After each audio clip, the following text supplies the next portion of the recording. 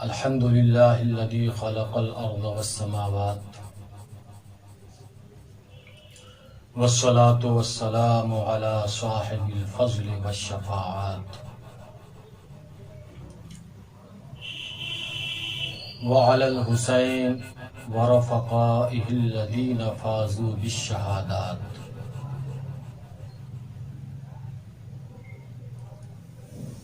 أما بعد فأعوذ بالله من الشيطان الرجيم.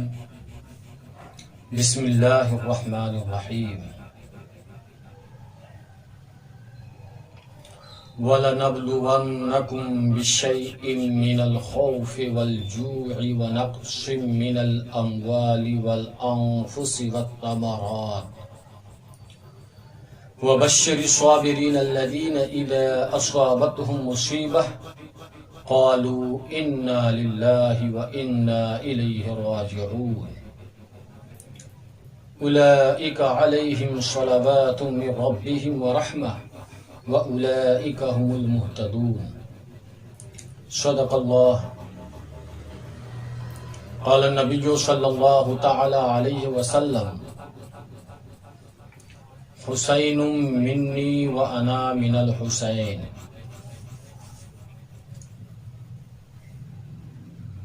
صدق رسولہ النبی الامین الکریم ونحن علی ذلک لمن الشاہدین والشاکرین والحمد للہ رب العالمین.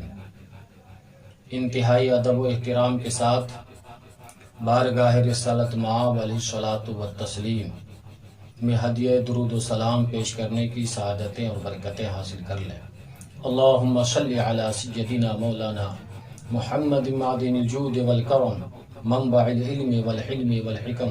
بارک سلم صلاۃ و سلام علیک یا رسول اللہ صلی اللہ تعالی علیہ وسلم. آج کا عنوان ہے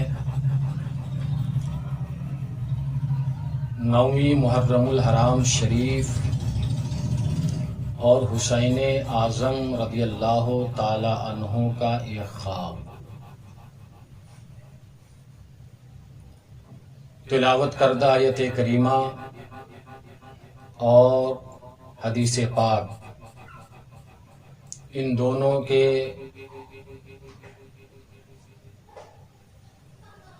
حوالے سے انشاءاللہ العزیز آپ کے سامنے گفتگو پیش کی جائے گی.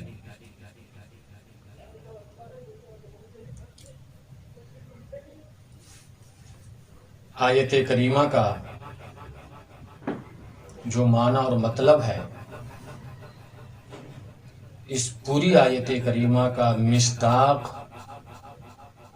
آپ کربلا میں دیکھیں گے. ٹاپک اور عنوان کی جو شکل ہم نے دی ہے، چونکہ آج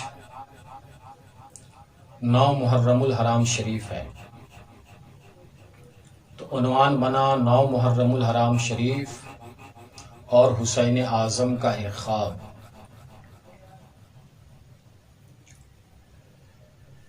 اس 9ویں محرم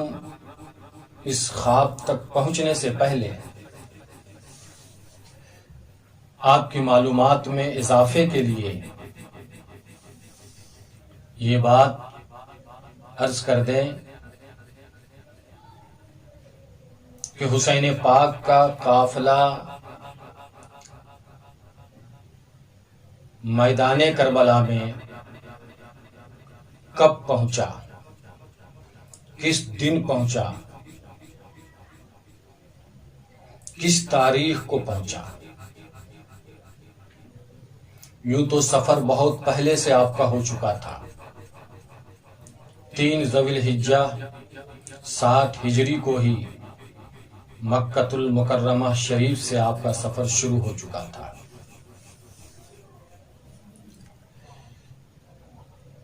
سفر میں بہت سے مراحل تھے، لیکن آپ ڈائریکٹ یہاں پر آ جائیں کہ کربلا کی سرزمین پر حسین پاک رضی اللہ تعالی عنہ کا یہ مبارک قافلہ سن 61 ہجری 2 محرم الحرام شریف جمعرات کا دن جناب حر کی یزیدی لشکروں کی 1000 لشکروں کی جو قیادت جناب حر کر رہے تھے،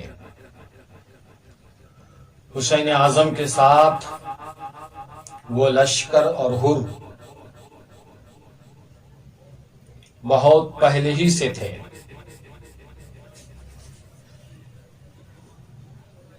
جناب حر اصلاً یہ ابن زیاد کی طرف سے اس کے حکم کے مطابق حسین پاک کو گرفتار کرنے کے لیے آئے ہوئے تھے، لیکن آنے والے وقت میں نصیبہ ان کا بدل گیا۔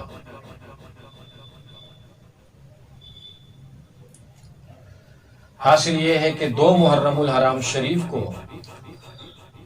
حر کا قافلہ جو پیچھا کرتا رہا حسین اعظم کا، کرب و بلا کی سرزمین پر اترنے پر مجبور کر دیا۔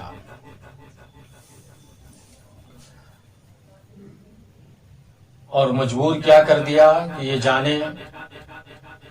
کہ جس بھی انسان کی موت یا شہادت جس مقام پر جس جگہ متعین ہے، لکھی ہوئی ہے، ہزار رکاوٹوں کے باوجود وہ انسان اس مقام تک پہنچ جاتا ہے۔ حسین پاک رضی اللہ تعالی عنہ کے مقدر میں اللہ نے شہادت کو مقدر فرما رکھا تھا، جسے زمین کربلا میں واقع ہونا تھا۔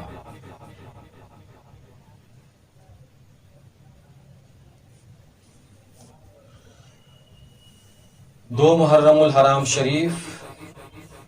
61 ہجری کو کربلا کی سرزمین پر حسین پاک کی آمد ہو گئی۔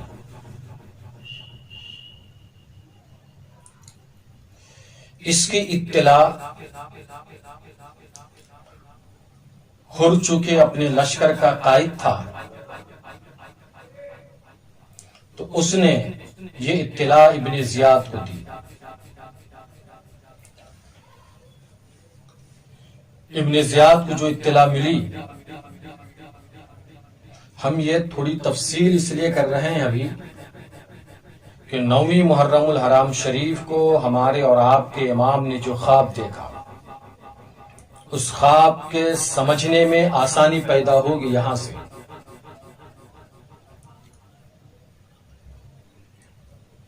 اطلاع ملتی ہی ابن زیاد نے عمرو ابن سعد کو، جن کو 4000 لشکر کے ساتھ ان لشکریوں کا قائد بنا کر ایران میں چونکہ بغاوت شروع ہو چکی تھی، اس مارکے کو سر کرنے کے لیے عمرو ابن سعد کو قائد بنا کر کے روانہ بھی کر چکا تھا۔ ابھی کچھ ہی دور نکلے تھے کہ حسین پاک رضی اللہ تعالی عنہ کی خبر جناب حر نے ابن زیاد کو دے دی۔ ابن زیاد نے فوراً عمرو ابن سعد کو طلب کیا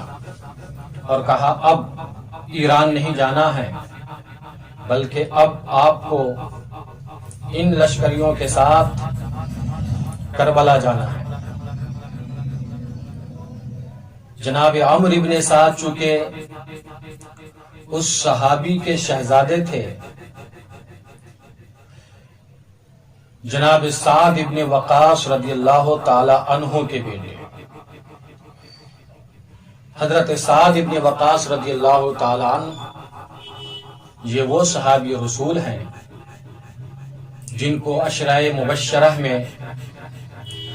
اللہ کے رسول صلی اللہ علیہ وسلم نے شامل فرما لیا۔ تو یہ جان رہے تھے حسین پاک رضی اللہ تعالی عنہ کی عظمت و شان و شوکت، اس نے ایک طرح سے جانے سے انکار کیا، اور جب انکار کیا تو ابن زیاد نے کہا رئی کی حکومت جو تمہیں دی جا رہی تھی وہ نہیں ملے گی۔ اس نے ایک دن کی مہلت چاہی اور اس نے مہلت دے دی۔ دنیا کا حریص انسان یہی فیصلہ لیا کہ ہم حسین سے مقابلہ کرنے کے لیے تیار ہیں۔ آج 9ویں محرم الحرام شریف ہے۔ 9ویں کو حسین پاک نے جو خواب دیکھا تھا، اس خواب کو سمجھنے سے پہلے آپ 2 محرم الحرام شریف میں گئے۔ 2 محرم الحرام شریف کو حسین پاک کا قافلہ کربلا میں رکا اور یہ حالات ہوئے، یہاں تک کہ 3 محرم الحرام شریف کو جناب عمرو بن سعد 4000 لشکروں کے ساتھ کربلا پہنچ گئے۔ 3 محرم الحرام شریف کو آپ پہنچتے ہیں۔ پہنچنے کے بعد اپنا ایک قاصد بھیجا، کہا حسین سے معلوم کرو کہ وہ یہاں کس لیے آئے ہیں، ان کا مقصد کیا ہے۔ عمرو بن سعد کا قاصد پہنچا اور حسین پاک سے گفتگو ہوئی۔ حسین پاک نے بتایا کہ میں خود آیا نہیں ہوں، ہمارے پاس بہت سے خطوط ہیں جن کی بنیاد پر میں یہاں آیا ہوں،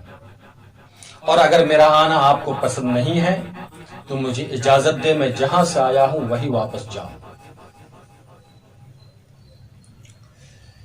قاصد اس گفتگو کو سننے کے بعد جناب عمرو بن سعد تک پہنچا اور اطلاع دیا۔ حسین پاک کی یہ گفتگو اسے بہت اچھی لگی، ایک مناسب بات ہے۔ اس نے یہ گفتگو پھر اطلاعاً ابن زیاد کو پہنچا دی۔ ابن زیاد نے جواباً یہ کہا کہ اسے کہو، حسین کے ساتھیوں سے کہو کہ وہ پہلے تو بیعت کر لیں، پھر بعد میں ہم ان کے بارے میں جو مناسب سمجھیں گے وہ فیصلہ کریں گے۔ عمرو بن سعد سمجھ گیا ابن زیاد کا ارادہ صحیح نہیں ہے، وہ امن نہیں چاہتا ہے۔ تب حسین پاک رضی اللہ تعالی عنہ اور جناب عمرو بن سعد کے درمیان اسی سرزمین کربلا میں ایک خاص گفتگو ہوتی ہے عالم تنہائی میں۔ حسین پاک کی طرف سے بھی 20 سواروں کی موجودگی میں ان کے درمیان حسین پاک کا سفر ہوا، اور اس طرف سے یزیدی خیمے سے عمرو بن سعد بھی 20 کی تعداد کے ساتھ آتا ہے، اور پھر ان افرادوں کو جدا کر دیا جاتا اور تنہائی میں حسین پاک کے ساتھ گفتگو ہوتی ہے۔ اس گفتگو میں کافی دیر تک گفتگو ہوتی رہی۔ حسین پاک رضی اللہ تعالی عنہ نے 3 تجویز پیش فرمائی۔ کہا نمبر 1، مجھے واپس جانے کی اجازت دی جائے کہ جہاں سے میں آیا ہوں وہیں چلا جاؤں۔ نمبر 2، یا یہ کہ کسی سرحدی مقام تک ہمیں پہنچا دیا جائے کہ میں اپنا وقت وہیں گزاروں۔ نمبر 3، کہ مجھے ڈائریکٹ یزید کی طرف جانے کی اجازت دی جائے تاکہ میں براہ راست خود یزید سے ایسے ہی معاملے کو حل کروں جیسے کہ میرے بڑے بھائی حضرت امام حسن رضی اللہ تعالی عنہ نے حضرت امیر معاویہ رضی اللہ تعالی عنہ کے ساتھ حل کیا تھا۔ یہ 3 تجویز پیش کی۔ ان تینوں تجویزوں کو دیکھنے کے بعد جناب عمرو ابن سعد کو بہت خوشی ملی. وہ یہ اندر سے محسوس کر بیٹھے کہ اب لگتا ہے جو جنگ کے حالات بنے ہوئے تھے ابن زیاد اور یزید کی طرف سے اور حسین پاک کی طرف سے جو حالات دکھ رہے تھے کہ صلح کی کوئی راہ نظر نہیں آ رہی تھی اور جنگ کا ہونا امر یقینی بنا ہوا تھا. لیکن حسین جس نرم لہجے میں گفتگو کر رہے ہیں اور جن تجویزوں کو پیش کر رہے ہیں اس سے صاف اندازہ ہو رہا ہے کہ حسین جنگ نہیں چاہ رہے ہیں، حسین امن چاہ رہے ہیں. یہ احساس عمرو ابن سعد کو بھی ہو چکا اور اس کا اظہار بھی عمرو ابن سعد نے کیا کہ آپ صلح کے راہ پر ہیں، آپ صلح کے راہ پر ہیں، ہم ان باتوں کو اپنے لیڈر تک پہنچائیں گے. یہاں سے کربلا کی سرزمین پر جو بات ہو رہی ہے دو لیڈروں کے درمیان، اس گفتگو سے بھی یہ حقیقت سامنے آتی ہے کہ حسین اعظم رضی اللہ تعالی عنہ نے کبھی جنگ کا ارادہ نہیں کیا، بلکہ یہ ارادہ کسی اور کی طرف سے ہے. جو تجویزیں پیش کی گئی ہیں حسین کی طرف سے، اگر یہ تجویزیں قبول کر لی جاتی تو حالات کچھ اور ہوتے. لیکن یہ بھی ذہن میں ہے کہ اللہ رب العزت نے حسین پاک کے لیے جو مقدر فرما دیا تھا جام شہادت، اسے بھی تو حسین کو پینا تھا. عمرو ابن سعد نے ان تینوں باتوں کو ساتھ میں اپنی رائے بھی تحریر کی اور ابن زیاد کو بھیجا کہ میری بھی اب رائے یہی ہے کہ اس جنگ کے شعلے کو آپ کو اب ختم ہی کر دیں، چونکہ حسین کی گفتگو سے یہ بات سمجھ میں آ رہی ہے کہ حسین جنگ نہیں چاہ رہے ہیں، امن چاہ رہے ہیں. اور یقیناً حسنین کریمین کی ذات گرامی اور آپ کے خاندان کی ذات گرامی یہ پوری دنیا کے لیے امن ہے، باعث امن ہے، سراپا امن ہے. عمرو ابن سعد نے ابن زیاد کو یہ تحریر کیا کہ میری بھی رائے یہ ہے کہ اب اسے ختم کر دیں. جب عمرو ابن سعد کی طرف سے یہ آخری لیٹر پہنچا ہے ابن زیاد کے پاس، جب اس نے پڑھا اس لیٹر کو تو ابن زیاد نے بھی کہا اس مجلس میں کہ یہ تحریر جس کی طرف سے ہے وہ امیر کا خیر خواہ ہے اور قوم کا شفیق اور مہربان انسان معلوم ہو رہا ہے. لیکن جس وقت یہ تحریر، یہ خط، یہ لیٹر پڑھے جا رہے تھے وہاں پر ابن زیاد کے بغل میں شمر بھی موجود تھا. شمر یزیدی قافلے میں جو بدترین انسان تھے انہی بدترین انسانوں میں سے یہ شمر بھی تھا. جب یہ دیکھا شمر نے کہ ابن زیاد عمرو ابن سعد کی رائے قبول کر لیں گے تو اس نے بھڑکانا چالو کیا اور کہا آج اگر حسین کو اس آسانی کے ساتھ چھوڑ دیتے ہیں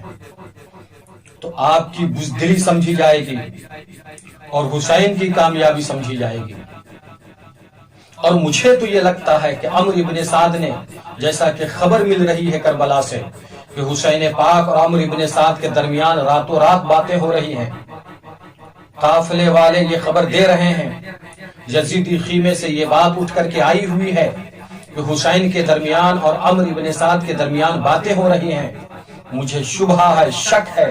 کہ لگتا ہے کہ حسین اور عمرو ابن سعد کے درمیان کوئی صلح کی بات ہو گئی ہے. اس طرح سے اس شمر نے ابن زیاد کے کان کو بھرا. اور اکثر یہ دیکھا گیا ہے حاکم وقت، امیر وقت جو کسی بھی محکمے کا ایک حاکم ہوتا ہے وہ کان کا اتنا کچا ہوتا ہے کہ اپنے حواری، اپنے جواری، اپنے قرب و جوار، اپنے حواشی کی باتوں کو سن کر کے بھاگ جاتے ہیں۔ بہت کم لوگ ایسے ہوتے ہیں جو اپنے حواشی کی بات سن کر کے بھاگتے نہیں۔ چنانچہ ابن زیاد بھاگ گیا۔ بھاگنے کے بعد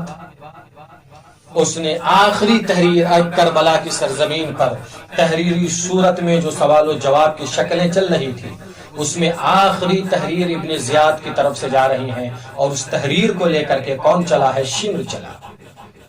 اس تحریر کی حاصل یہ ہے، اس نے لکھا عمرو ابن سعد، میں نے تجھے صلح کرنے کے لیے نہیں بھیجا ہے، صرف دو باتیں کر کے آؤ، یا تو حسین اور حسین کے ساتھیوں سے کہو کہ وہ صلح کر لیں، بیعت کر لیں، یزید کی بیعت منظور کر لیں، یا پھر لڑنے کٹنے مرنے کے لیے تیار ہو جائیں۔ ہم نے تمہیں صلح کے لیے نہیں بھیجا۔ شمر کو لیٹر حوالے کیا اور زبانی طور پر شمر سے کہا، دیکھ لینا، اگر عمرو بن سعد نے اس حکم کے مطابق عمل کیا تو ٹھیک، اور عمل نہ کرے تو پہلے اسی کی گردن اتار کر میرے پاس بھیج دینا۔ شمر یہ خط لے کر کے کربلا کے میدان میں حاضر ہوا۔ اب آ جائیے آپ 9 محرم الحرام شریف میں۔ یہ آخری تحریر کربلا میں پہنچی ابن زیاد کی طرف سے، قاصد بن کر شمر پہنچا ہے کربلا میں۔ یہ یزیدی خیمے میں ایک آخری مسافر کی صورت میں یہ چہرہ نظر آ رہا ہے۔ شمر آیا، عمرو ابن سعد سے ملاقات کر کے کہتا ہے یہ تحریر ہے۔ تحریر پڑھنے کے بعد عمرو ابن سعد سمجھتے باتوں کو، اور اس نے کہا، تم نے ہی امیر کو، حاکم کو بہکایا ہے، ابن زیاد کو میرے مشورے پر عمل کرنے سے روکنے والا تم ہی ہو۔ یہ جزر و توبیخ کے اس کے جملے تھے ہی۔ شمر بول اٹھا، یہ باتیں مت کرو، دو باتوں میں سے ایک بات بتاؤ، کیا تم اس حکم پہ عمل کرو گے یا نہیں کرو گے؟ اگر کرتے ہو تو تم ٹھیک اس یزیدی قافلے کے سردار ہو،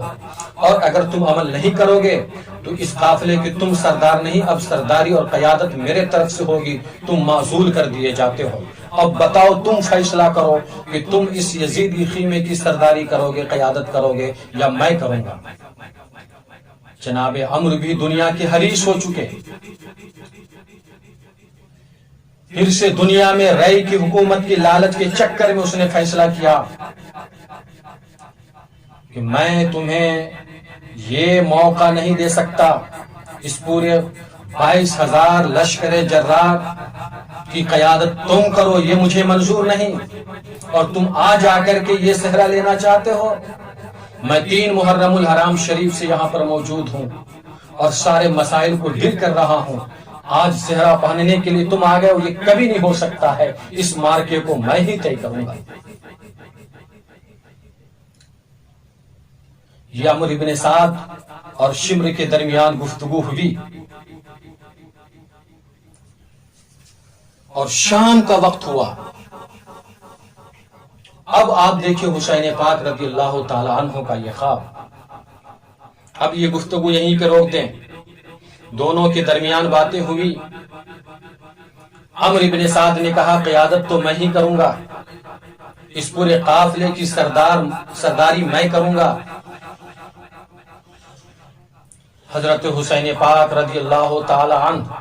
یہ گفتگو محرم الحرام شریف کی 9 تاریخ کو عمرو اور شمر کے درمیان ہے۔ حسین پاک رضی اللہ تعالی عنہ عصر کی نماز کے بعد اب حسین پاک کا یہ خواب آ رہا ہے۔ 9 محرم الحرام شریف ہے، عصر کی نماز خیمہ حسینی میں ہو چکی ہے۔ میرے آقا حسین نماز ادا کرنے کے بعد خیمے کے دروازے پر تلوار کا سہارا لے کر کے گھٹنے کے بل تشریف رکھے ہوئے ہیں اور اپنے سر اقدس کو گھٹنے پر رکھ کر کے کربلا خیمہ حسینی میں جو افراد ہیں، کل کے جو ہونے والے معاملات اور واقعات ہیں، اس پر تبادلہ خیال غور و فکر کر رہے تھے، سوچ رہے تھے، سمجھ رہے تھے، حکمت عملی کو ذہنی اور فکری طور پر تیار کر رہے تھے کہ اسی درمیان آپ کی آنکھ لگ جاتی ہے۔ آنکھ لگی، پھر آپ عالم خواب میں آتے ہیں، خواب دیکھتے ہیں کہ ہمارے سامنے مصطفیٰ جان رحمت صلی اللہ علیہ وسلم ہے، حضور کی ذات گرامی ہے، اور میرے آقا میرے نانا مجھ سے کہہ رہے ہیں انکا تروح الینا، اے میرے شہزادے اب تم میرے پاس آنے ہی والے ہو۔ ابھی حسین پاک رضی اللہ تعالی عنہ یہ خواب دیکھ ہی رہے تھے کہ خیمہ یزیدی سے حملے کرنے کا ایک طرح سے حکم دے دیا گیا تھا، اور دشمنوں کے شور و غل کی آواز پہنچ رہی تھی خیمہ حسینی میں، اور میرے آقا حسین خیمے کے دروازے پر بیٹھ کر کے یہ خواب دیکھ رہے تھے، مصطفیٰ سے باتیں کر رہے تھے۔ میرے آقا ارشاد فرما رہے تھے انکا تروح الینا، ان قریب تم میرے پاس آنے والے ہو میرے شہزادے۔ سیدہ زینب رضی اللہ تعالی عنہا جو آپ کی بہن ہے حاضر خدمت ہوتی ہے اور عرض کرتی ہے میرے بھائی دشمنوں کے خیمے سے بہت قریب سے شور و غل اور حملے کی ایک طرح سے آواز آ رہی ہے۔ یہ کہہ کر بہن نے آپ کو بیدار کیا، جگایا۔ جیسے ہی بیدار ہوئے بہن سے کہتے ہیں آقا حسین، او میری بہن ابھی میں نے خواب دیکھا ہے، اپنے نانا جان کو دیکھا ہے۔ نانا جان یہ فرما رہے تھے انکا تروح الینا، تم میرے پاس آنے والے ہو۔ اس خواب کو سننے کے بعد سیدہ زینب رونے لگی۔ میرے آقا حسین نے صبر و تحمل کی دعوت دی اور سمجھایا رونے کی ضرورت نہیں، صبر کرو اللہ مالک ہے۔ صبر کرنے کی دعوت دی، حضرت زینب کو بھیج دیا اور جناب عباس رضی اللہ تعالی عنہ کو میرے آقا حسین نے طلب کیا اور کہا ذرا معلوم کرو خیمہ یزیدی میں جا کر کہ یہ شور و غل کیسا ہے، بات کیا ہے۔ حضرت عباس رضی اللہ تعالی عنہ پہنچتے ہیں اور خیمہ یزیدی میں جا کر یزیدی لشکر سے اور ان کے سرداروں سے معلوم کرتے ہیں بات کیا ہے۔ تو اس وقت عمرو ابن سعد نے کہا کہ میرے پاس ابن زیاد کی طرف سے آخری حکم آ گیا ہے کہ یا تو آپ یزید کی بیعت کے لیے تیار ہو جائیں یا پھر لڑنے کٹنے مرنے کے لیے تیار ہو جائیں، اس کے علاوہ کوئی چارہ نہیں ہے۔ میرے پاس یہ آخری حکم آ گیا ہے، اس لیے میں نے اپنے قافلے کو اپنے لشکریوں کو حملہ کرنے کی اجازت دی ہے۔ جب یہ بات کہی حضرت عباس نے آ کر امام حسین رضی اللہ تعالی عنہ کو یہ بات بتائی۔ میرے آقا حسین نے کہا ان سے کہو کہ ایک رات کی ہمیں مہلت دے دیں۔ میرے آقا حسین نے ایک رات کی مہلت طلب کی، اس جان بچانے کے نام پر نہیں، کہا یہ بتاؤ کہ ہم لوگ نماز روزوں سے بہت محبت کرتے ہیں، ایک رات کی مہلت دے دیں کہ دل کھول کر کے اللہ کی ہم عبادتیں کر سکے، نمازیں پڑھ سکے، نماز پڑھ سکے، توبہ استغفار کر سکے، ذکر الہی میں اپنا وہ حصہ ہم گزار سکیں۔ ایک رات کی مہلت طلب کی امام حسین رضی اللہ تعالی عنہ نے، ان لوگوں نے یہ بات مان لی اور تسلیم کر لی۔ 9ویں محرم الحرام شریف کو ہی یزیدی خیمے سے ایک طرح سے جنگ کی ابتدا عمرو ابن سعد نے کر دیا تھا۔ تو میں نے کہا آج کا عنوان ہے 9 محرم الحرام شریف اور حسین پاک کا ایک خواب۔ یزیدی خیمے سے حملے کی ابتدا تو کر دی، حسین پاک خواب میں ہیں، ایک رات کی مہلت طلب کر لی، ان لوگوں نے یہ بات تسلیم کر لی۔ اب خیمے میں آتے ہیں میرے آقا حسین، اپنے ساتھیوں کے بیچ جس کے لیے مہلت طلب کی تھی، نماز کے لیے، توبہ استغفار کے لیے، تلاوت کے لیے، ذکر و اذکار کے لیے، اسی کی دعوت دیتے اپنے خیمے میں اور کہتے اپنے ماننے والوں سے اللہ اور رسول کی تعریف و توصیف کرنے کے بعد، کل جو ہونے والا ہے اس کی نشاندہی کرنے کے بعد، امید نہیں بلکہ یقین کے ساتھ آپ کہتے ہیں کہ مجھے اب یقین ہے کہ کل ہونے والا کیا ہے۔ اس لیے او میرے ساتھیوں جو میری محبت و عقیدت میں تم یہاں چلے آئے ہو، او میرے رشتہ داروں جو میری محبت میں تم یہاں چلے آئے ہو، میں یقین کے ساتھ جانتا ہوں کہ وہ سب کے سب میرے خون کے پیاسے ہیں، میرا خون لے لیں گے، ان کا دل دماغ ٹھنڈا ہو جائے گا۔ میں تمہیں اس بات کی اجازت دیتا ہوں میرے رشتہ دار، تم بھی اس رات کی تاریکی میں واپس چلے جاؤ اور دیگر عقیدت مند آپ بھی چلے جاؤ، تاکہ میری وجہ سے آپ کی زندگی کا خاتمہ نہ ہو اور کل کو میرے اوپر کوئی الزام نہ ہو۔ یہ میرے آقا حسین کی تقریر ہو رہی ہے 9ویں محرم الحرام شریف کے دن گزرنے کے بعد، اب رات میں جس دن میں آپ نے مہلت طلب کر لی تھی، عصر و مغرب کے درمیان جو کیفیت تھی خواب کی صورت میں، جو آپ نے خواب دیکھا اور یزید کی طرف سے جو یہ ایک طرح سے ناپاک حرکت شروع ہو گئی تھی، میرے آقا حسین نے اجازت دے دی کہ سب کے سب چلے جاؤ۔ تمام رشتہ داروں نے، آپ کے جملہ رشتہ دار جو موجود تھے، سب نے کہا یہ کبھی نہیں ہو سکتا کہ آپ کو ہم اس صحرا میں، اس میدان میں تنہا چھوڑ کر چلے جائیں، آپ کے ہوتے ہوئے، ہمارے ہوتے ہوئے آپ کے اوپر کوئی ضرب آئے، آنچ آ جائے، یہ مجھے پسند نہیں، پہلے ہم اس میدان میں آگے بڑھیں گے۔ میرے آقا حسین آپ ہمارے سردار، اس کے بعد ہی آپ آگے بڑھیں گے۔ اس طرح سے رشتہ داروں نے باتیں کی، عقیدت مندوں نے باتیں کی۔ عقیدت مندوں میں جناب سعد بن عبداللہ حنفی ہیں، ان کو جوش آیا اور کھڑے ہو کر کہنے لگے، آقا حسین آپ جانے کی بات کر رہے ہیں؟ میں قسم کھا کر کہتا ہوں اس وقت تک میں نہیں جاؤں گا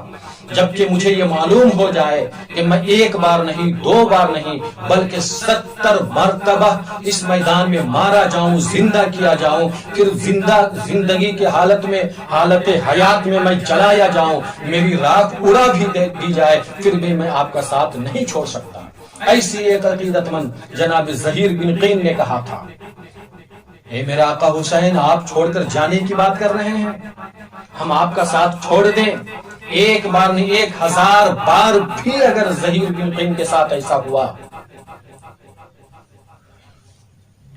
مارا جائے، زندہ کیا جائے، 1000 بار بھی اگر ہوتا ہے تو یہ آپ کا عقیدت مند آپ کا ساتھ چھوڑ نہیں سکتا۔ جب عقیدت مندوں نے یہ باتیں کی، میرے آقا حسین نے سب کی عقیدتوں کو قبول فرمایا اور حکم دیا رات بھر عبادتیں کی جائیں، ذکر و اذکار کیے جائیں، تلاوت قرآن کیے جائیں، نمازیں پڑھی جائیں، اور رات کے پھر آخر حصے میں خیمے کے پیچھے کی طرف سے خندق کھودی جائے، اس میں لکڑیاں جمع کی جائیں تاکہ جب جنگ شروع ہو تو آگ لگا دی جائے پیچھے کی طرف سے، تاکہ دشمن خیمے کے پیچھے کی طرف سے حملہ نہ کر سکے۔ یہ طریقہ میرے آقا حسین رضی اللہ تعالی عنہ نے میدان کربلا میں بنایا۔ عرض یہ کرنا ہے کہ 9ویں محرم الحرام شریف کو گفتگو کی یہ تمام صورتیں اور شکلیں جو ہو رہی تھیں، حر اور امام کے درمیان جو باتیں ہوئی،